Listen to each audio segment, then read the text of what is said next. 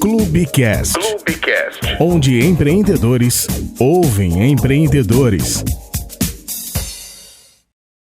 Muito bem, começando aqui mais um Clubecast, o podcast do Clube Empreendedor Brasil. Meu nome é Rafael Ponzi, eu sou presidente do Clube Empreendedor Brasil e é um prazer te receber aqui novamente.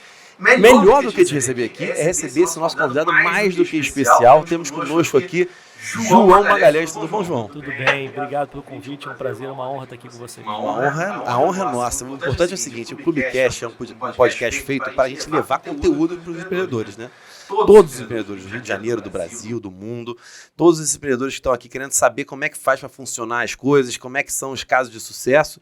E, João, você é um grande caso de sucesso e é bom a gente falar aqui. Mas antes de a gente falar sobre o Grupo Primum, sobre tudo que você já está fazendo em educação, é bom também te apresentar você para os nossos empreendedores. Gente, currículo extenso, eu vou ler aqui, porque eu não consegui gravar, né? Então eu vou ler aqui. Gente, João Magalhães é especialista em educação e presidente do conselho do Grupo Premium Educacional, é chairman do Grupo Premium, é isso? Isso, do Grupo Premium. Primum.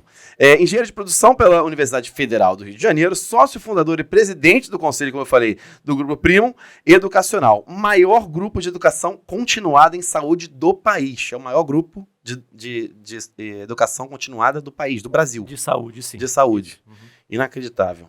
Vamos lá. Fundou o CBI of Miami, hoje parte do Grupo Primum, que é a maior escola de saúde mental da América Latina, com cursos 100% EAD. Ou seja, a pessoa aqui no Brasil consegue fazer esses cursos que estão lá do CBI of Miami. Consegue. Na verdade, a maior parte dos cursos são, de fato, para o público brasileiro, em português, mas as pessoas conseguem acessar pela 100% online. Excelente, perfeito, maravilha. Fundou sua primeira empresa de educação aos 19 anos, né? Isso foi o quê? Ano passado. Você ainda é muito jovem, Quem né? me dera.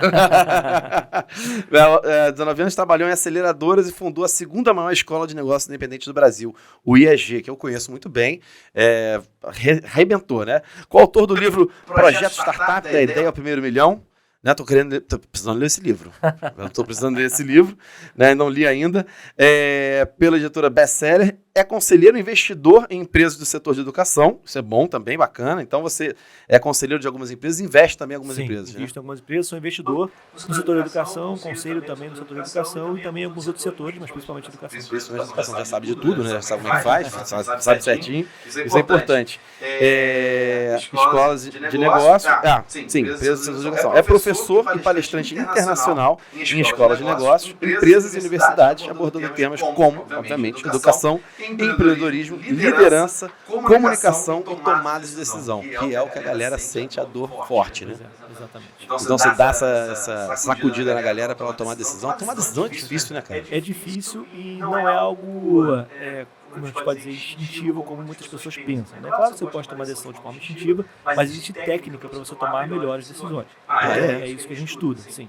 Dá uma dica aí pra gente aí, como é que são as técnicas? Já vamos direto ao assunto, né? Rapidinho. Bom, assim, na verdade, só para falar rapidamente sobre tomada de decisão, né? A gente normalmente pensa que a gente toma decisões racionais. E o Prêmio Nobel de Economia, inclusive, recente, foi um homem chamado Kahneman, Daniel Kahneman. O Daniel Kahneman, na verdade, ele, por sua base, ele não é economista. Ele é psicólogo. E mesmo assim ganhou o Prêmio Nobel de Economia. Claro que ele se especializou em economia depois. Sim. Mas por que isso? Porque ele identificou que a maioria das teses de economia que haviam na época, né, eram teses que levavam como premissa que o ser humano toma decisões racionais. Então, se eu tenho uma decisão em que eu posso perder um ou ganhar um, eu sempre vou tomar a decisão de ganhar um, certo? Falando aqui de forma financeira, monetária, né? E ele descobriu que não. Na verdade, o ser humano toma decisões de forma irracional. Então, é importante que a gente entenda quais são os vieses que a gente tem na tomada de decisão, quais são as principais heurísticas que nós temos na tomada de decisão. Ele escreveu um livro só baseado nisso, chamado Rápido e Devagar, que é um livro fantástico. Duas formas de pensar. Duas formas de pensar, exatamente. Eu estou tentando continuar esse livro. É um livro muito extenso. É extenso pra caramba. E pra ser verdadeiro aqui com todo mundo, é um livro chato, um livro repetitivo. É difícil pra caramba. Mas tô tentando, eu juro. Mas é muito bom. É importante. Tá? Então é isso, tá? O que eu quero dizer aqui é o seguinte, quando a gente vai tomar uma decisão, a gente precisa entender se aquela decisão é de fato racional, se a gente tem ou não dados para tomar aquela decisão, e com isso, a gente entender também quais são os viés e heurísticas que estão influenciando a nossa tomada de decisão e com isso tomar a decisão mais correta. Falam-se muito também do lugar do cérebro que toma a decisão, o da emoção. Então isso tudo está ligado a isso, né? 100% ligado a isso. 100% Então ligado. tem que ter os gatilhos mentais, não é isso? Isso, exatamente. Posso contar um experimento rápido que o Kahneman fez, o Daniel Kahneman? O Kahneman fez um experimento muito interessante, tá? Ele fez o seguinte, ele dividiu uma turma grande em duplas, né, de 2 pessoas, e deu $100 para uma das pessoas da dupla e falou assim, olha, você pode dividir esses $100 da forma como você quiser com a outra dupla, tá? A outra dupla está vendo tudo. Se ela aceitar, a divisão acontece, vocês ficam com dinheiro. Se a outra pessoa não aceitar, nenhum dos dois fica com dinheiro. Tá? Esse foi o experimento que ele fez. E normalmente as pessoas, elas ofereciam 60-40, 50-50, 70-30, e a outra pessoa aceitava e as duas saíam com dinheiro, e era um dinheiro de verdade, era um dinheiro real. As pessoas realmente saíam com dinheiro, tá?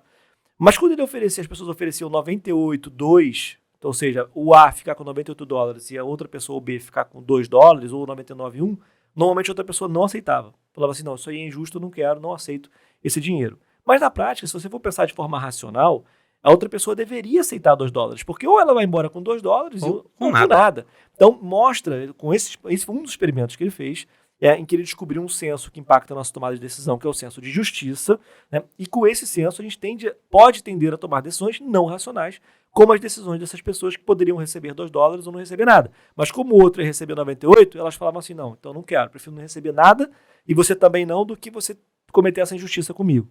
Então, esse foi um dos experimentos que ele fez. Então, só para a gente levantar aqui uma bola legal da tomada de decisão. Excelente. Isso acontece todo dia no nosso dia a dia. Com certeza absoluta. As pessoas tomam muita decisão a gente fala, né, com o estômago, né? Sim. E não com a cabeça. É exatamente isso, né, que você está falando. Exatamente isso, tá? E uma coisa interessante é o seguinte, a gente toma decisão o tempo inteiro. Desde qual roupa eu vou sair de casa, até decisões importantes. Se eu vou me mudar ou não, se eu vou mudar de emprego, a gente toma decisão o tempo todo. Então, se você entender como se toma decisão e aprender a tomar decisões melhores, você tende a ter uma vida muito melhor. Né? Porque quando a gente toma decisões, a gente pensa em probabilidades. Né? Okay. Se você sempre joga com as melhores probabilidades, nem sempre você vai ter o melhor resultado. Mas quando você tende ao infinito, ou seja, ao número infinito de tomadas de decisões diárias, e depois anuais, depois de décadas, você sempre vai tender às probabilidades, então você sempre vai tender a tomar decisões melhores e ser mais feliz. Então acho que é muito por esse caminho aí que a gente tem que estudar a tomada de decisão. Tomada de decisão é uma coisa que o empreendedor faz muito, agora machuca e cansa, né? Você tá empreendendo, tá no dia a dia, né? Você tá tão cansado de tomar decisão que você vai pra casa, você não quer mais decidir nada. O que a gente vai comer? Não sei, você decide. Não é assim? É assim, e tem uma teoria também pra isso. Diga aí, tô adorando. Ele diz o seguinte, né, o Kahneman, que o nosso cérebro toma decisões instintivas, automáticas, que ele chama de sistema 1, ou racionais, que você para, pensa, faz conta, que ele chama de sistema 2.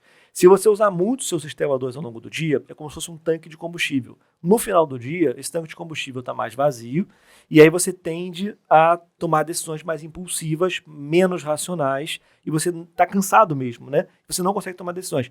Outras coisas que influenciam isso, sono, ou seja, se você dormir mal, você tende a ter um tanque de combustível menor no sistema 2, álcool e outras substâncias ilícitas, ilícitas também. Sim. Então, tem algumas coisas que afetam, tá? Por isso que, por exemplo, os shoppings normalmente abrem mais tarde e vão até tarde da noite. Por quê? Porque ele quer que você vá na loja mais tarde, que você vai tender a olhar uma roupa que você gosta, alguma coisa, um sapato, você vai tender a comprar mais por impulso, porque você vai estar cansado do seu dia todo de trabalho, de ter usado seu sistema 2, seu sistema racional para tomar decisão. Então, isso que você falou é muito legal, né? Quem aqui, por exemplo, está de dieta e come McDonald's no café da manhã? Que ninguém, né? Por quê? Porque no café da manhã você tá bem, você tá com o sistema 2, você toma decisões mais racionais. E quem aqui nunca tá de dieta, né? Nunca saiu de um dia estressado do trabalho, chegou em casa e falou, vou comer um McDonald's. Eu mereço. Exatamente. Por quê? Porque o seu sistema 2 já está esgotado, você não consegue mais tomar decisão racional também, e aí você passa a tomar decisões intuitivas no sistema 1. Então, isso que você falou agora é também uma das técnicas que a gente usa na tomada de decisão. Pô, que bacana. Então é melhor você ser vendedor da parte da noite do que da manhã, né? Sem dúvida. Alguma, né? Compra por impulso, sem dúvida nenhuma. Perfeito. Bom, então é isso aí. É isso, né? A vida é essa, né? Começou empreendendo, então. Você fez engenharia de produção, né, na FRJ, e aí partiu para essa... Como é que você partiu para essa área de educação? Tá, assim, eu sempre tive essa questão da educação dentro de mim. Okay. Então, desde a escola, né, desde que eu era pequeno lá na escola de ensino fundamental e médio, tinha um programa de monitoria gratuito na escola, você não cobrava por isso. E eu participava, ficava depois da aula ajudando os amigos lá e tal, porque eu gostava disso. Bacana. Então, era uma coisa que já vinha comigo. Quando eu cheguei na UFRJ, eu fiz na Direito de Produção, nos 2 primeiros anos, ou seja, no ciclo básico, né, nos 4 primeiros períodos, você era proibido de estagiar, porque era horário integral. Então, para você ganhar um dinheiro, para eu ganhar um dinheiro na época, o que eu fiz? Eu comecei a dar aula particular. Aula particular para quem queria passar no vestibular. Era a única coisa que eu sabia fazer, né? Então você é crânio desde pequeno. Não. mais ou menos. Então, eu dava aula particular. E comecei a ter muito aluno, comecei a passar para amigos e cobrar um FII por isso, né, um percentual por isso. Fui crescendo, daí quando eu vi, eu tinha uma equipe de 300 professores, já tinha escritório, tinha uma secretária que marcava, porque eu estou falando aqui de 2009.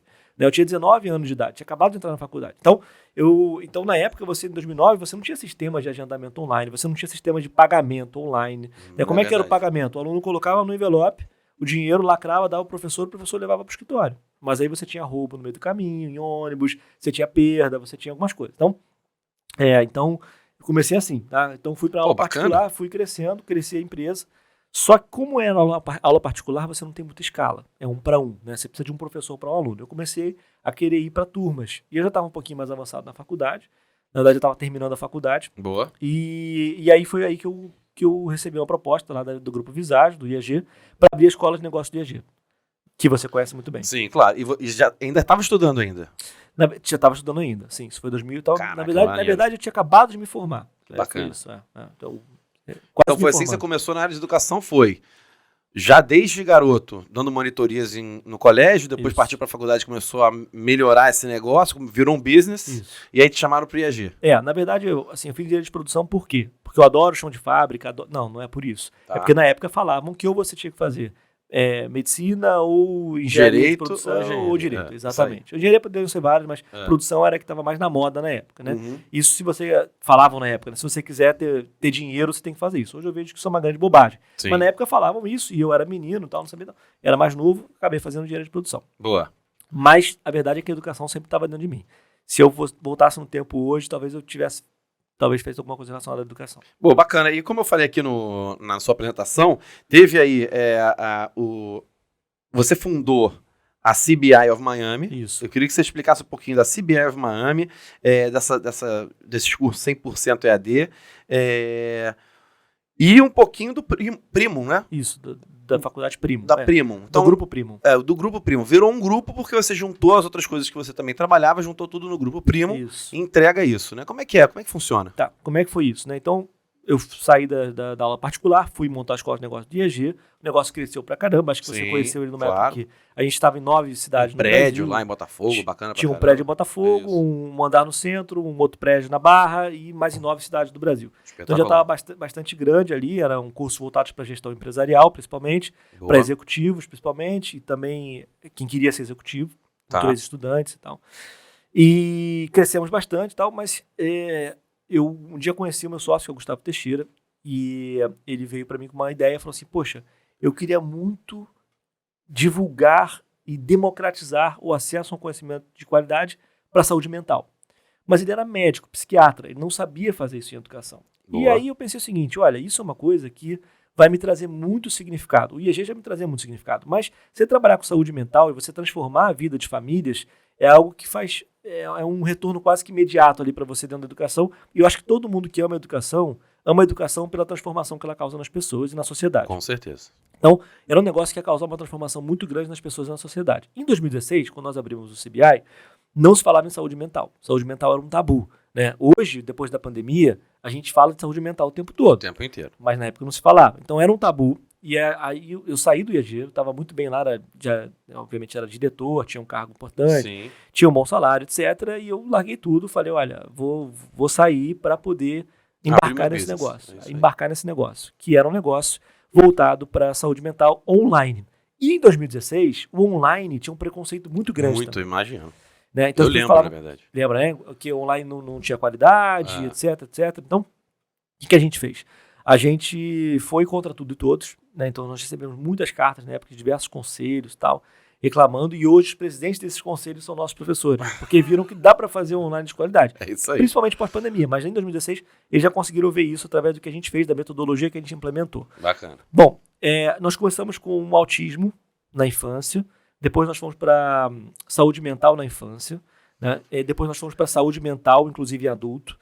tratando com temas como sexualidade humana e outros, nos estabelecemos como a maior escola de saúde mental da América Latina, e nós temos que dar um passo a mais. Vamos para a saúde como um todo, né? Mas o mercado da saúde, o mercado de medicina principalmente, é um mercado que exige um investimento muito alto em ambulatórios, em prática, é um outro tipo de mercado diferente de saúde mental. Então o que nós fizemos? Nós nos associamos a um private equity, a uma empresa de private equity, e compramos uma faculdade de pós-graduação em medicina, tá? Principalmente dermatologia, mas outras também. Então nós compramos também uma parte, fizemos uma fusão, na verdade, né, com uma empresa de cursos preparatórios para prova de residência médica, e com isso nós fechamos um ciclo ali do médico formado. Tá? Porque quando o médico ele se forma, ou ele vai fazer residência médica, ou ele vai fazer pós-graduação, normalmente, né? Então você vai preparar o cara para fazer a residência médica, ou você vai oferecer uma pós-graduação para o cara. Então você fecha ali o ciclo. E aí que a gente estabeleceu como aí a maior empresa de pós-graduação em saúde do Brasil. Tá? Caramba, que bacana. Começou com saúde mental. Começou exatamente com saúde mental. E aí vocês abordavam tudo, ansiedade, tudo. Até depressão... Hoje. Até hoje. O CBI hoje ainda existe, obviamente, ainda é uma das maiores empresas do grupo. E fica lá em Miami. O CBI, o administrativo do CBI fica aqui. A parte de conteúdo, que é o Gustavo, que é meu sócio, que é o médico psiquiatra da infância, que era aqui do Brasil, ele fica em Miami. Porque ele busca os conteúdos, ele busca as principais publicações, atualizações nos Estados Unidos e traz para o Brasil. Mas os principais professores nossos são do Brasil, as gravações são no Brasil, a administração no Brasil, mas a gente tem esse viés de trazer as atualizações nos Estados Unidos para cá. Então, só para finalizar aqui, né, todo ano a gente faz um evento fora do Brasil. Ou no campus da Harvard University, a gente já fez um evento em parceria com a Universidade da Califórnia de San Diego, a gente já fez um evento na Universidade de Miami, e até na Universidade Lusófona de Lisboa a gente já fez. Então a gente busca trazer esses conceitos internacionais para fortalecer o ecossistema científico do mundo no Brasil. Então o médico ele se forma, ele pode fazer uma pós-graduação com vocês, ainda tem um evento lá em Harvard, ou em Los Angeles, ele pode ir lá também fazer. Todo ano nós fazemos. Todo ano? Todo ano. Pô, que bacana. A gente só não fez, obviamente, na pandemia. Sim, claro, obviamente, né? Pô, interessante isso. Então você partiu para esse viés de saúde, porque começou com saúde mental, viu que é um mercado bacana, cresceu, e hoje como é que tá? O CBI ou o Grupo Premium? Tudo. Todo. Hoje a gente já é o maior consolidado aí de saúde do Brasil, de pós-graduação, né, em saúde. O CBI continua sendo a maior escola de comportamento infantil, de saúde mental da América Latina. Beleza. A gente tem um braço de gestão que não é tão grande quanto as outras empresas, chamado BBI também. Tá. A gente tem a Aristo, que é uma marca voltada para cursos preparatórios de residência médica. A gente tem uma marca Eduque, que são cursos preparatórios também para outras provas de médicos, como, por exemplo, Revalida, e também provas dentro da faculdade. Então, é um grupo bastante completo, voltado para médico. Então, se o médico precisa de ajuda de estudos, nos procura hoje. Hoje o Grupo Premium é referência nisso, na busca de médicos. E hoje eu fui durante um ano CEO do Grupo Premium, né? Boa. Um pouquinho mais de um ano. E hoje sou presidente do conselho e chairman do grupo. Pô, chairman do grupo, maravilha. Então vocês também indicam médicos quando eles pedem alguma coisa para vocês? As pessoas procuram esses médicos com vocês? Também, sim. Também? Pode. Também, sim. Algum especialista nisso ou naquilo? Com certeza. O que acontece? Uma coisa muito legal aqui, Rafael, de contar para vocês. Atenção, médicos. Atenção, agora é a hora de você ir para onde você quer. Médicos, com certeza, mas eu vou falar um pouco de pacientes que buscam médicos, tá? Opa, bacana. O que acontece? A faculdade, tá? Para o médico se formar, ele precisa de muita prática. E o nosso foco hoje é prática na medicina. Tá? Então, bacana. Prática, muita prática, muitos ambulatórios. Então, nós temos 2 prédios inteiros em São Paulo só de ambulatório e mais um andar na Paulista só de sala teórica, mas é só um andar, mas o nosso foco é teoria, prática, desculpa. Sim. E como é que o médico faz prática? Atendendo o paciente. Ok. Tá? Então, se você quiser fazer algum atendimento dermatológico, algum atendimento estético, algum atendimento até eventualmente, por exemplo, de cabelo, tricologia, você pode agendar lá na nossa faculdade e você vai ser atendido por um médico, um bom médico, que está lá se especializando naquele fazendo assunto. uma pós E vai te atender, exatamente. Supervisionado por um dos maiores especialistas no setor, que é o que a gente chama de preceptor dele, ou o professor dele, né? Sim, claro. Tá ali orientando tudo mais. Então, você pode ir e o custo disso, ou é gratuito, dependendo do atendimento, ou é o custo do material. Então, você quer fazer um botox, por exemplo, fazer de estética, né? Tô precisando, inclusive. Não tá não. Então, você vai lá fazer o botox. Você vai pagar apenas o custo do material do botox. Você não vai pagar o custo do médico, porque isso é uma questão de... Porque ele tá lá estudando aquilo tudo. Exato. E a questão que eu tenho aqui é o seguinte, o financiamento para pós-graduação em medicina medicina. Como é que você vê isso? Então, já que a gente está falando de dinheiro, ou seja, os pacientes eles podem ir lá e, obviamente, em muitos casos vai ser gratuito, mas e o financiamento para o médico poder fazer essa pós-graduação? Como é que você pensa isso? Isso é uma pergunta muito boa, por quê? A gente hoje tem o maior ticket do mercado, por exemplo, dermatologia. Tá? Ok. Mas por quê? Porque tem muita prática. Então tem muito custo de infraestrutura, de equipamento. Nós temos equipamentos mais modernos lá na nossa empresa. Nós temos principais professores, isso é custo. Então o aluno paga hoje o maior ticket médio do mercado para a faculdade premium, no caso de dermatologia, por exemplo. Tá? Só que você, com isso, limita o acesso. Limita o acesso a quem? A quem tem dinheiro. A verdade é essa. Então, se você tem dinheiro hoje, você vai fazer um curso melhor e é provável que você tenha um atendimento melhor. Então, para resolver esse problema, que é um problema, aí o que a gente fez? A gente fechou parceria com empresas de financiamento estudantil, que você consegue oferecer esses cursos por um valor muito mais baixo. E você consegue, com isso, ampliar e democratizar o acesso a cursos muito bons, que é o nosso grande objetivo, a cursos muito bons como os cursos da Primo, e fazer muita prática, etc., através de um financiamento estudantil. Quando você sai do curso muito bem formado, você vai passar a ganhar muito mais, provavelmente, no seu consultório. E com isso você vai pagar tranquilamente o seu investimento lá na pós. Exato, o seu financiamento. Exatamente. Tá. Então, isso é importantíssimo para você democratizar e dar acesso à educação de qualidade no Brasil. Pô, bacana, certeza. Cara, legal. Então, resolvido um problema também aí, certeza. Né? Não só de mercado, mas também do mercado de trabalho dos médicos, Sem né? dúvida nenhuma. Pra poder se especializar mais. Isso é bom para todo mundo, né, cara? Isso é bacana pra caramba.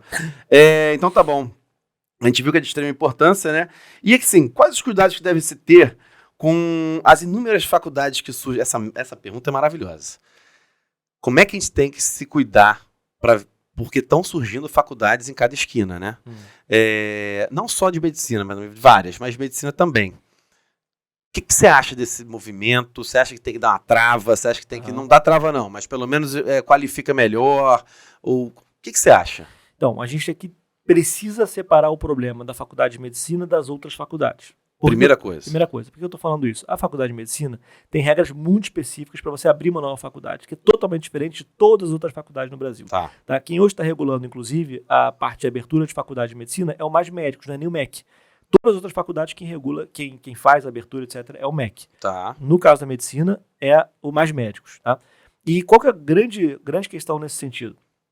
Que em 2018, o Michel Temer, na época era presidente, ele congelou a abertura de faculdade de medicina no Brasil. Você não podia abrir novas vagas de medicina no Brasil. E isso veio até hoje, até agora, até 2024. Né? Até 2023. Até agora, ninguém podia abrir faculdade de medicina.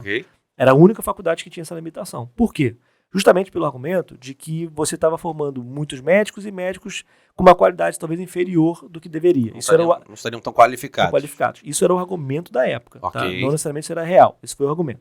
Então, fez isso. O que isso fez? Fez com que algumas regiões, principalmente no interior do Brasil, tivessem uma escassez de médicos. Então, agora, o que está sendo feito no governo? Né? Eles estão permitindo a abertura de vagas de medicina em locais que você tem um número de médicos para habitantes menor do que o ideal, e aí você consegue aumentar o número de médicos nessas regiões, tá? E com uma fiscalização muito grande em relação à qualidade desses médicos. Tá? Então, isso é uma coisa importante. Isso é bom. Isso é ótimo. Tá? Isso é ótimo. Mas algumas pessoas estão argumentando que isso não vai adiantar muito, porque o médico vai se formar lá no interior e vai viajar para São Paulo para atender São Paulo, porque tem um mercado maior. Se isso vai acontecer ou não, não sabemos. Mas o fato é, a iniciativa prevê você abrir mais faculdades apenas onde você tem déficit de médicos e com uma qualidade muito boa. Então já é um passo importante, eu acho. Mas não necessariamente o cara vai para uma grande capital, ele pode ficar ali, a família dele está ali. Pode, sem dúvida nenhuma. Por isso que eu acho que é uma medida importante. Eu acho bacana. Então você acha bacana, gosta, é importante, concorda? De forma regulada, devagar, sim. Então algumas medidas que eles fizeram, tá? Cada grupo educacional pode pedir apenas uma abertura por unidade da federação. Isso é uma coisa importante. Por quê? Porque você evita que grandes grupos dominem o mercado inteiro. Sim. E com isso, e algumas outras coisas de qualidade, de você tem que comprovar viabilidade financeira, enfim, tem várias coisas, né? Mas para garantir que a faculdade vai ser boa. Se vai funcionar ou não, não sabemos, mas a iniciativa me parece uma boa iniciativa. Porque é um problema de mercado hoje em dia, médicos no interior. Aí você paga muito mais para o médico poder ir lá para o interior. Se você conseguir formar a galera lá, e esse pessoal tiver realmente, muitos têm, a maioria tem esse sentimento de pertencimento ao local, ele vai ficar ali e vai ajudar a comunidade dele, né? Exatamente. Ele vai conseguir, né, fazer um bom trabalho ali. Perfeito, maravilha. Muito bom. Vamos voltar um pouquinho no CBI? Vamos. Explica o que é o CBI. CBI hoje é a maior escola de saúde mental da América Latina. Tá? Tá, Então, o que continua em saúde mental, ou já abriu? O CBI, a marca CBI é só saúde mental. Só saúde mental. Okay. Aí a gente tem a faculdade Premium, que é para saúde, a Arística é para residência médica, e assim vai. Ah, beleza. São marcas diferentes. Ok. Apesar de ser o mesmo grupo, você tem marcas diferentes. Ok. Como a L'Oréal, por exemplo, que tem diversas marcas. Sim. Então, e esse é 100% online, a CBI? CBI é 100% online. Okay. A gente está com o plano de abrir um campus do CBI em São Paulo, abrir um grande campus presencial para fazer prática. Então, prática, por exemplo, de psicomotricidade, prática de fonoaudiologia, prática de temas dentro da saúde mental que precisam realmente de mais prática, né? Porque hoje a gente consegue embasar todos os nossos alunos com uma teoria fantástica e com uma metodologia fantástica. Posso, inclusive, explicar a metodologia depois, se você quiser. Sim, claro. A metodologia que a gente desenvolveu, mas é mais importante também fazer a prática. Então, a gente está com esse plano de abrir um grande centro, um grande ambulatório, talvez? Assim, sim, não. Muitos ambulatórios. Vai ser um campus. A palavra é essa. Um campus com muitos ambulatórios para a prática dentro da saúde mental. Pô, bacana. Pô, em São Paulo? Traz para cá, para o Rio, pô. Seguinte. Pessoal, já tô pedindo, hein, pessoal? Então, o próximo é Rio, né? Próximo é Rio. Tá certo, graças a Deus. Como é que é a metodologia? Explica pra gente. A metodologia foi uma metodologia que a gente desenvolveu para que o conhecimento adquirido no online fique na nossa memória de longa duração. Qual que é o nosso grande problema hoje dos cursos online? As pessoas fazem o curso, muito legal, maravilhoso, daqui a 4 meses você vai perguntar para a pessoa alguma coisa, a pessoa não lembra do que ela aprendeu no curso online. Por quê? Vou te explicar por quê. Ok. A gente começa nessa metodologia se chama VAHA, V-A-H-A. Começa com o V de videoaula. Videoaula é como um vídeo no YouTube. Tá? Okay. Então, você assiste vídeo no YouTube, é muito legal, mas daqui a 4 meses, 6 meses, você esquece. Por quê? É a sua pergunta. Porque esse conhecimento teórico, ele na hora é muito interessante, mas se você não aplica aquilo à prática, você perde. Então, a segunda letra do VAR é o A de artigos, onde a gente apresenta estudos de caso, simulações. Então, no caso, por exemplo, da medicina, né? O que é isso? Você aplica, por exemplo, estudos de casos reais. Inclusive, a gente está montando, vai ser o primeiro simulador de estudo de casos de medicina baseado, personalizado, baseado em inteligência artificial do Brasil. Então, o que significa isso? Vai aparecer um paciente, a Mariazinha, que tem um problema específico XYZ, está se queixando de dor no braço, e aí o que você faz? Dependendo das respostas que o aluno der, a própria inteligência artificial vai ramificando para ir levando aquela consulta para algum lugar, depois tem uma nota para aquilo. Olha, você pediu o exame tal, o ideal para isso é o exame tal, isso aqui não está legal. Então, a gente está conseguindo fazer isso. Isso é aplicação da prática do conhecimento adquirido. E é aí que você aprende. Aí você começa a decodificar a sua memória de curta duração para uma memória de longa duração. Beleza. Só que ainda falta uma coisa. Por quê? Assistiu os vídeos, entendeu a teoria, muito legal. Aplicou a prática, entendeu como é que funciona na prática, muito legal. Mas você ainda fica com dúvidas ou, eventualmente, situações de exceção. Então, o que a gente faz? Tem o H de Hangout, que é um bate-papo com o professor, onde o professor ele pode fazer uma dinâmica, pode tirar dúvidas, e é um momento ali para ele tornar todo aquele aprendizado muito mais palpável para o aluno e acabar com aqueles buracos que existem de dúvida na cabeça do aluno. Tá? Depois do Hangout, a gente tem um A de avaliação, que é em que o aluno preenche uma provinha, normalmente múltipla escolha, para entender se ele absorveu o conteúdo. E se ele errar uma questão, a questão fala assim, olha, volta no vídeo tal e assiste de novo, porque esse conhecimento você não absorveu muito bem. E ele volta, assiste, aí ele absorve. Então você garante que o conhecimento está na memória de longa duração, sem buracos relevantes de dúvida na cabeça daquela pessoa. Então essa é uma metodologia que funcionou muito bem no CBI e funciona muito bem nas outras marcas do grupo também. Pô, bacana, cara, muito legal. E já que você começou a falar de inteligência artificial, o que você acha da inteligência artificial hoje em dia para a medicina? Como é que está caminhando isso para a medicina? Porque assim, a gente vê, por exemplo, a área de comunicação, maravilhoso, né? A equipe aqui de comunicação do clube, quando trava, gente, pelo amor de Deus, abre o ChatGPT aí, abre alguma coisa e faz aí. Eu também dou uma aula de empreendedorismo, que eu baixei um aplicativo maravilhoso chamado HeyGen, eu pago até, um pouquinho só em dólar, mas eu pago. Coloquei lá um vídeo do Steve Jobs. Certo. E mandei traduzir em tempo real e colocar a boca dele mexendo. Então ele fala em português, para os alunos do SESC, que eu estou aluno do SESC, ele fala em português, com a voz dele, ou seja, para mim é maravilhoso, né? Funciona bem. Para a medicina, como é que está caminhando isso? Na questão da ética, porque é uma coisa, né, que é muito falado, aquela coisa toda. Como é que está caminhando isso? É o discurso do Steve Jobs da Universidade de Stanford? Quando ele lançou o primeiro iPhone. O primeiro iPhone, que ele fala. Muito legal isso, vale a pena todo mundo ver. É muito bacana. Como é que a inteligência artificial está atuando hoje dentro da medicina? Tá? A gente tem estudos e testes feitos principalmente na Europa, mas no mundo inteiro, em que eles colocaram as inteligências artificiais para fazer provas bastante difíceis de medicina, para entender como que a inteligência artificial se colocaria frente aos médicos que fazem aquela prova. Né? Ok. E no início, no ChatGPT-3, ela ficava bem, mas ficava ali no meio, talvez um pouquinho para baixo. No ChatGPT-4 e em inteligências artificiais mais avançadas que o GPT-4, como por exemplo o Gemini do Google, que lançou agora, né? Tá. Quando eles fazem essa prova, você tem a inteligência artificial fica nos 5% primeiros melhores alunos. Tá? Então é uma coisa bastante incrível, assim. A capacidade de diagnóstico da inteligência artificial, por exemplo, é muito grande. Diagnóstico de imagem, diagnóstico de até mesmo de consulta. Então, por que eu estou falando isso? Então entendi. Então a inteligência artificial vai substituir o médico. Não, mas vai ser uma grande aliada do médico. Exatamente. Vai ser uma grande ferramenta do médico. É essa palavra, uma ferramenta para o médico.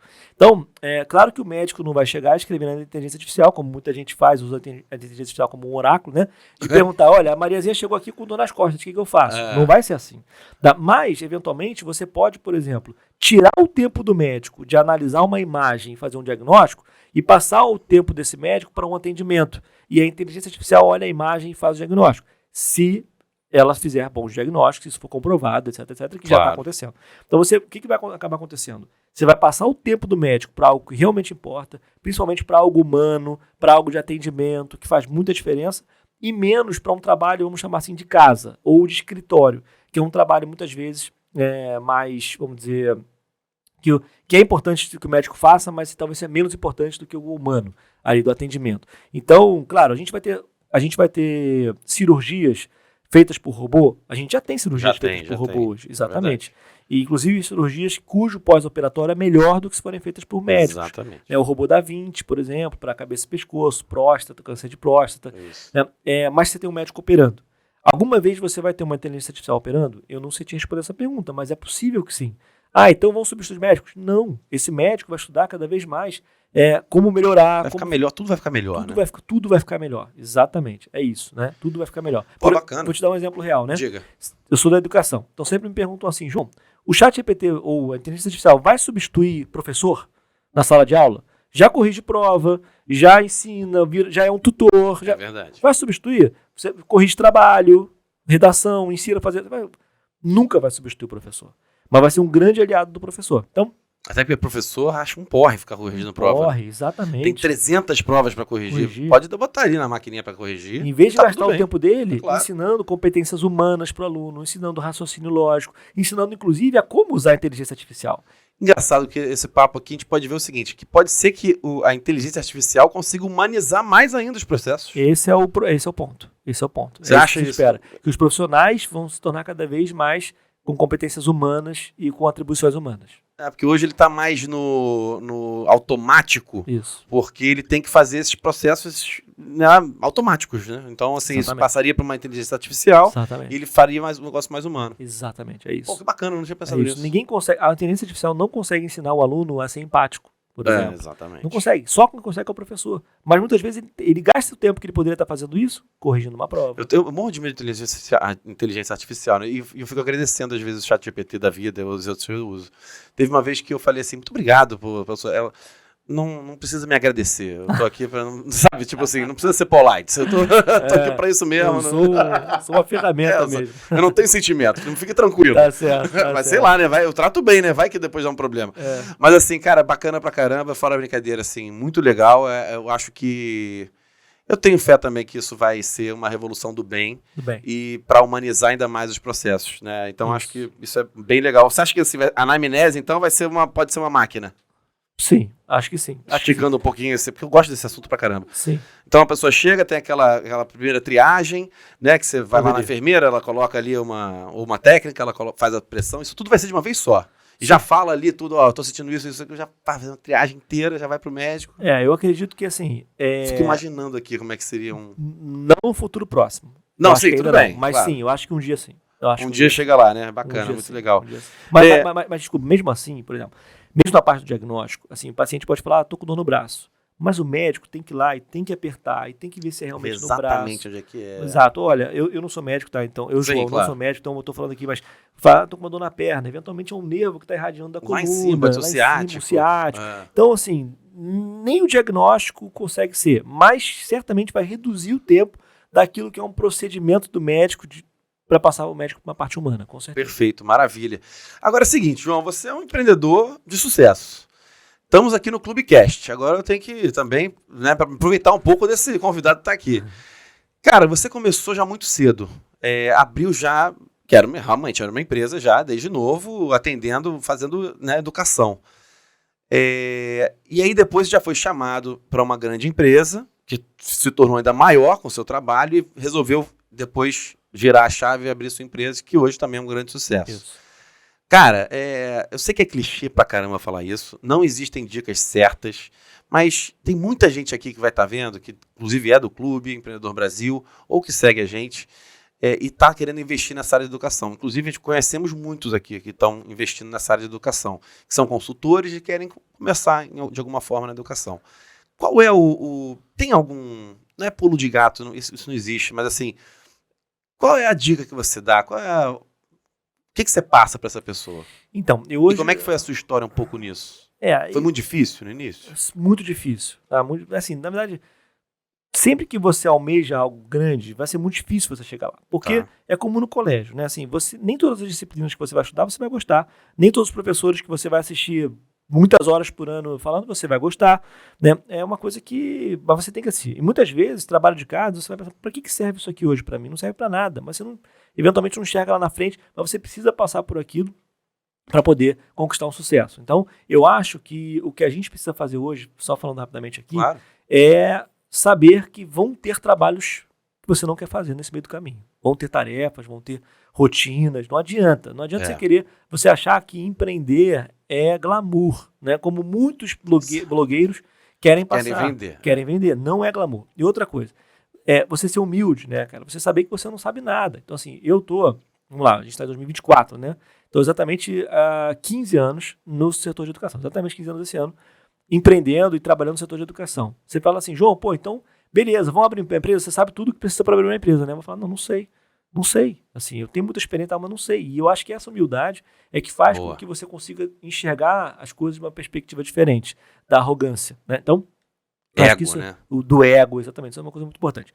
Quando a gente fala de educação particularmente, eu hoje vejo o setor de educação, principalmente no setor de empreendedorismo de educação, em duas vertentes diferentes. Uma que está muito grande, que é o infoproduto, e uma que é vamos dizer, educação mais formal. Tradicional. Tradicional, obrigado. Tradicional, exatamente. Tá? Então, quando você fala de infoproduto, o que você tem? Pessoas que gravaram cursos, ela mesma gravou um curso, botou no Hotmart ou em outra plataforma e vendeu esse curso, sem nenhum problema. Tá? Ou então uma pessoa que gravou de uma outra pessoa, a mesma coisa, colocou lá numa plataforma qualquer e vendeu com afiliados e tal. Isso é um infoproduto, você criou um produto e está vendendo. Outra coisa é você prestar um serviço de educação, que tá ótimo, que é legítimo, tá? Esse é um infoproduto, é legítimo, é maravilhoso, não tem problema nenhum. Mas existe também uma outra vertente da educação, que é a prestação de serviço, tá? Que é muito mais difícil, mas ao mesmo tempo, na minha visão, ela tem uma longevidade maior, tá? Porque o infoproduto, muitas vezes, você vende, faz um boom, né? Isso é uma coisa que muitos empreendedores percebem. Faz um boom de venda e cai. Faz aquele 6 em 7. 6 em 7, exatamente. A fórmula do lançamento do Érico Rocha, exatamente, é isso mesmo. E depois cai. Depois cai, exatamente. Aí tem que fazer outra. É esse processo, que é ótimo também. Quando você fala de prestação de serviços, uma educação mais tradicional, você pega um caminho mais difícil, mais árduo, você ganha menos dinheiro no início, mas você, em vez de fazer uma curva assim, você vai fazendo uma curva assim, né? Para cima, para cima, para cima, para cima. Por quê? Quando você faz um negócio de educação mais tradicional, como é o nosso caso aqui, e eu não estou defendendo que um é melhor do que o outro, os dois são muito legítimos, né? Quando você faz um negócio aqui, você primeiro cria uma prestação de serviço. Então, para cada turma que você abre, você tem tutoria, você tem um hangout, você tem apoio, você tem algumas coisas nesse sentido. Você tem cursos diferentes sendo abertos, então você começa a fazer um ecossistema que normalmente no infoproduto você não tem. Não consegue. Você consegue fazer um ecossistema dentro de uma marca. Se você tiver professores bons, pessoas boas, você transforma aquilo num ecossistema conhecido e e de qualidade. Quando você transforma aquilo num ecossistema conhecido de qualidade, você transforma a marca por trás em um ecossistema conhecido de qualidade. Não uma marca conhecida, uma marca de qualidade. E aquela marca por trás passa a ser desejo, tanto dos alunos quanto dos professores. Então, o CBI no início, a gente ia convidar os professores, explicar e falar do projeto e convencer. Depois de 2 anos, mais ou menos 3 anos, os professores pediam para, os grandes nomes da saúde mental no Brasil pediam para ser nossos professores, porque eles queriam estar no ecossistema do CBI. Hoje, o nosso principal curso do CBI, o professor veio buscando a gente. É o que mais vende hoje. Veio buscando a gente, falou, cara, eu quero estar no CBI. Esse professor poderia ter gravado um infoproduto e jogado no Hotmart, problema nenhum. Mas ele quis fazer parte desse ecossistema. Então, até porque chancela ele também, né? Porque chancela ele também. Ele claro. quer estar no grupo dos melhores, exatamente. Então são 2 caminhos diferentes. Se você estiver falando do caminho do infoproduto, você tem 1 milhão de ferramentas, cursos, o Érico Rocha ensinando como fazer, você vai fazer e tá ok. Se você quiser criar aqui, você tem muito pouco material ensinando. Você tem muito pouca gente que ensina. Muita barreira também, né? E muita barreira também. E você tem que ter mais paciência, é um caminho mais árduo, mais difícil. Você não faz 6 em 7. Não faz 6 em 7. Então é diferente, é um caminho diferente. Mas é um caminho talvez mais longevo. Tá? Então, eu vejo o setor da educação dessa forma hoje, dividido nesses 2 grandes grupos de cursos. Então, o empreendedor que está aqui ouvindo a gente, por exemplo, e quer ir para a área de educação, ele tem que entender que existem esses 2 caminhos. É isso, exatamente. E para ir para o tradicional, vamos dizer assim, né, que é mais perene, né, ele se insere em algum para crescer junto, ou ele começa a tentar do início, que aí é osso, né? É osso. Foi o que a gente fez no CBI. Foi o que vocês fizeram, né? É isso, o CBI, desde o início, chamando as pessoas. Tem a questão da qualidade também, né? Que se não tiver qualidade, não caminha. Não caminha. Então, assim, tem que chamar os melhores para fazer os conteúdos, para fazer acontecer. Agora, me diz uma coisa, já que a gente está entrando nisso aí, não precisa responder se você não quiser, mas a minha pergunta é a seguinte. Esse mercado tradicional de universidades, faculdades, universidades, você acha que continua por muito tempo? Você acha que ele consegue se adequar ao novo mercado? Não estou falando do CBI, nem do Primo, não. Estou falando o seguinte, as grandes faculdades, né, que a gente vê aí. Eu acho que, em primeiro lugar, depende do setor. Por exemplo, o setor de medicina, eu acho que vai ser importantíssimo. Sim, claro. Mas vamos falar assim, bem pragmaticamente. As universidades, elas tentam falar de empreendedorismo. Tentam mesmo, eu vejo. Falando de empreendedorismo especificamente? Vamos falar de empreendedorismo especificamente, né, que é o nosso negócio aqui. Eu vejo que elas tentam, muitas faculdades tentam falar de as tradicionais, grandes, que estão aí, etc. Só que elas dão aquela arranhada, mas elas não entram muito na questão do empreendedorismo mesmo. Sim. O que você acha? Ou eu estou errado? Você pode falar, certíssimo. Rafael, você está errado. Não, está certíssimo em relação a isso. E por que isso acontece? Normalmente as grandes faculdades, grandes universidades, como grandes empresas, elas têm processos muito bem definidos, ela tem compliance, ela tem...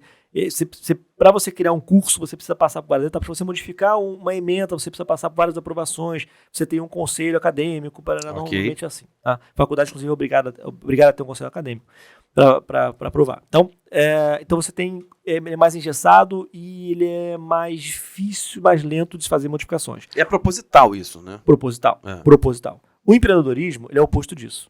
O empreendedorismo precisa de mudança rápido, ágil, tempo inteiro. Cada hora você tem uma coisa nova. Então você vai pegar hoje, por exemplo, uma faculdade grande, num curso de empreendedorismo, provavelmente ela vai te ensinar ou fazer uma disciplina sobre o Canvas do Osterwalder, por exemplo. Sim. O Canvas do Osterwalder é uma super sacada, super ferramenta, é um negócio fantástico que tem que ser ensinado.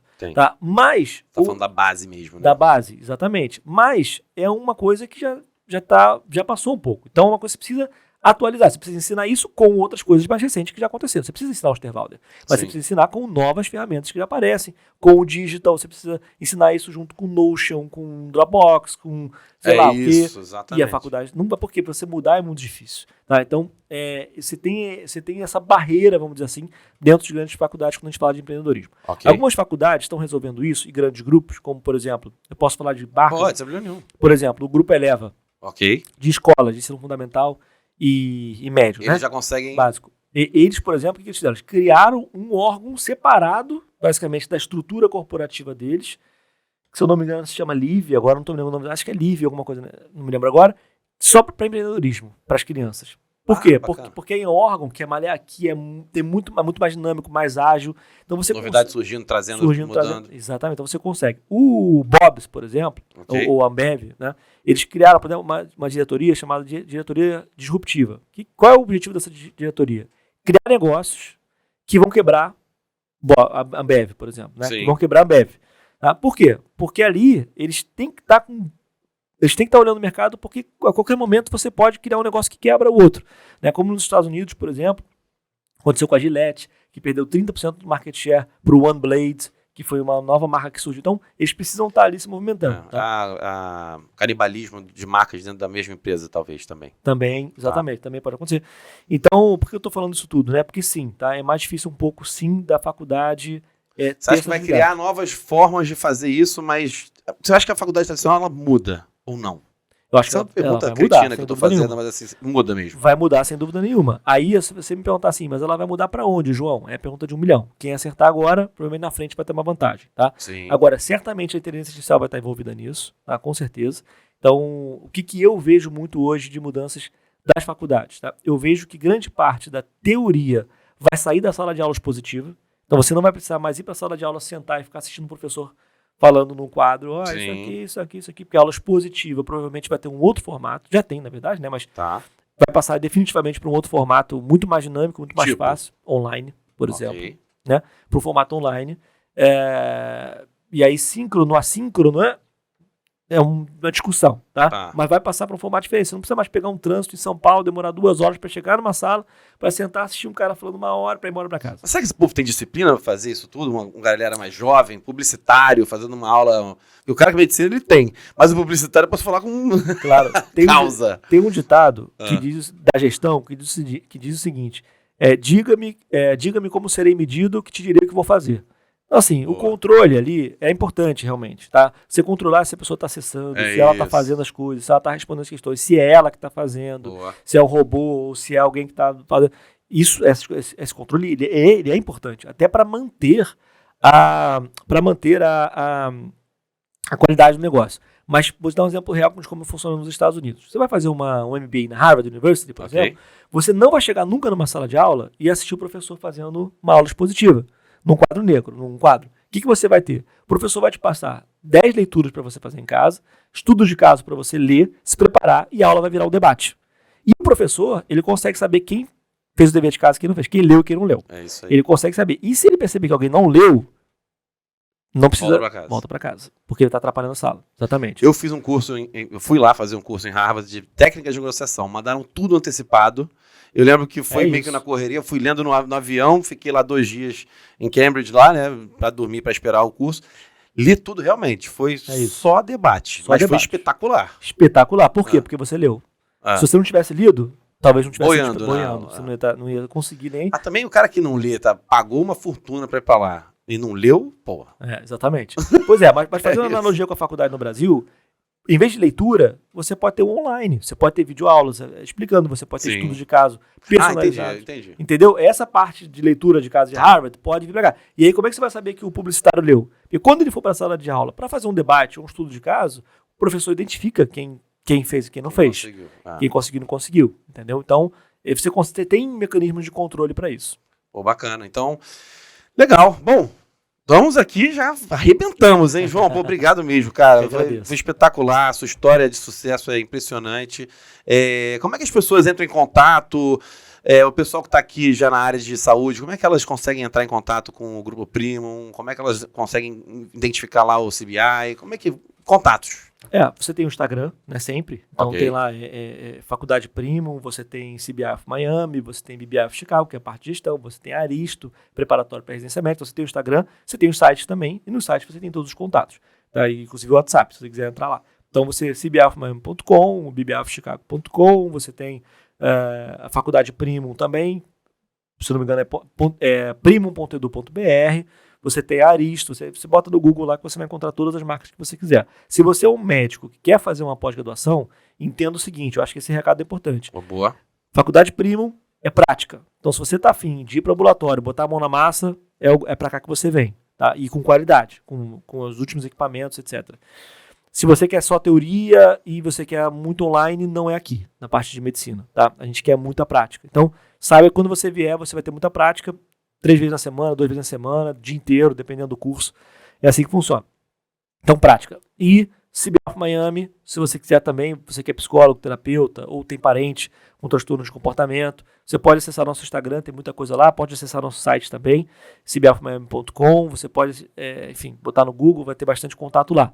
Se você está querendo se preparar para uma prova de residência médica, Aristo. Então você coloca no Google, Instagram Aristo, você vai encontrar também. E nosso curso, só para falar aqui de inteligência artificial, é o primeiro no Brasil que usou inteligência artificial também para preparação para a prova. Então, a Aristo, a nossa marca, né, tem cards que funcionam baseado numa inteligência artificial que quando você diz, eu quero fazer uma prova de residência médica de tal especialidade para tal banca, ele já para tal hospital, né, tal banca, ele já sabe o que aquela banca cobra, te dá as perguntas corretas e vê se você está acertando ou errando cada tipo de pergunta, te dá perguntas mais fáceis ou mais difíceis, dependendo do seu acerto ou seu erro, e mais, faz um calendário de estudos para você se preparar para a sua prova de residência médica.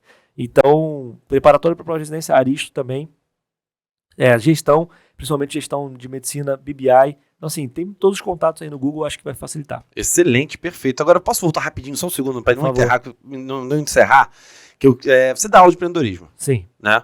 A gente começou, inclusive, falando sobre tomada de decisão. Isso. Né? Então é o seguinte, assim, a gente fala muito sobre isso aqui no clube, né? Então, no clube a gente passa o dia inteiro aqui falando com empreendedores, vendo empreendedores, recebendo empreendedores. A gente é não só consultor, mentor, mas também psicólogo, amigo, parceiro, chapa de empreendedores, que é isso que a gente faz aqui. A gente junta pessoas. Aqui a gente junta pessoas e bate papo. De vez em quando é um papo mesmo. Pô, cara, e aí, como tem um monte de empreendedor de diversas áreas aqui, a gente fala, fala com fulano que ele sabe fazer isso. É isso. O empreendedor é muito solitário, né? Então, a gente cria esse ambiente. Mas vamos voltar para o que eu ia perguntar, que é o seguinte. Começando a falar uma coisa, que é dizem que o TikTok, ele, na China, ele regula lá né? Você já ouviu falar nisso, né? Sim. Que ele regula lá tudo certinho. E as crianças e adolescentes só recebem conteúdo de educação. Então, conteúdos legais que educam aquela criança e tal. Mas pro resto do mundo, eles liberam o algoritmo e todo mundo recebe tudo aqui. Crianças e adolescentes recebem dancinhas, etc, e etc. Né? Dancinhas sem conteúdo, que eu digo, né? Se é que há uma dancinha com conteúdo, mas aí cabe outro papo. E aí foi feita uma pesquisa e crianças e adolescentes na China, o que elas queriam ser quando elas crescer? O que elas iam querer ser quando crescer? Advogados, cientistas, astronautas, policiais, etc, etc, juízes. E no resto do mundo, o que eles queriam ser? Influencers, dançarinos, youtubers, etc. Então, você vê que isso influencia muito. Agora, a partir disso, vamos trazer de volta para o empreendedorismo o seguinte. Os influencers de empreendedorismo no Brasil, pelo que eu tenho visto, são influencers, são empreendedores, em sua maioria, não todos, obviamente, mas a grande maioria, empreendedores de palco. Isso. Então, eles empreendem no palco, ganham dinheiro ensinando o que muitas vezes, na maioria das vezes, nunca fizeram, né? É o cara do conversível alugado, né? Exatamente, do conversível alugado. E aí, o que eu tô vendo? Aí, a minha opinião, que essa geração, e não é geracional não, tô falando da geração, todo mundo tá aqui, geração Alpha, que é a garotada de 13, geração Z, Millennial, geração dos Baby Boomers, eles estão sendo tão engolidos por esses conteúdos, esses empreendedores, que acontece a mesma coisa do TikTok. Hoje ele não quer ser um empreendedor que vai abrir uma loja de parafuso e servir parafuso para todo o Brasil. Ele não vai abrir uma consultoria e ajudar... Não, ele quer abrir um curso de empreendedorismo e ser um grande empreendedor de palco. Você concorda comigo? Como é que a gente resolve esse problema? Sem ser falando também só, mas como é que a gente resolve isso? Assim, eu não conheço esse estudo da China, muito legal, vou pesquisar sobre ele. Pesquisa que muito é legal. real. E eu tenho 2 sobrinhos pequenos, que se chamam de Alpha, né? Sim. E, de fato, eles querem ser youtubers, né? Caiu numa prova lá que isso ia ser quando crescer, eles botaram youtubers. Então, isso é uma realidade no Brasil. Eu não conheço a da China, mas no Brasil é exatamente isso. Exato. E a realidade dos empreendedores de palco também é real, tá? Então, assim, só quem pode mudar isso é quem assiste, né? Não tem jeito. É quem tá curtindo assistindo. Como é que a gente acorda esse povo? É difícil. Tem pessoas lutando, que eu vejo, empreendedores sérios falando e lutando contra os empreendedores de palco. Eu acho que alguns, que a máscara já vai caindo. Já. Alguns nomes que eu não vou falar aqui. Um caiu pesado. Caiu pesado, exatamente. Então, algumas máscaras vão caindo, mas aos poucos as pessoas eu acho que vão identificando quem é, quem não é. Agora, qual para mim é o grande desserviço que esses empreendedores de palco fazem com as pessoas?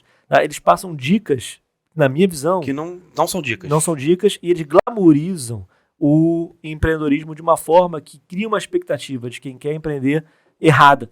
E aí a pessoa... Frustração total. Frustração total. E a pessoa desiste, a pessoa não... Então, assim... Se sente mal. Pô, como é que eu não bati isso? Pô, eu não consegui. Exatamente. Então, tem que identificar quem são pessoas sérias e quem não são.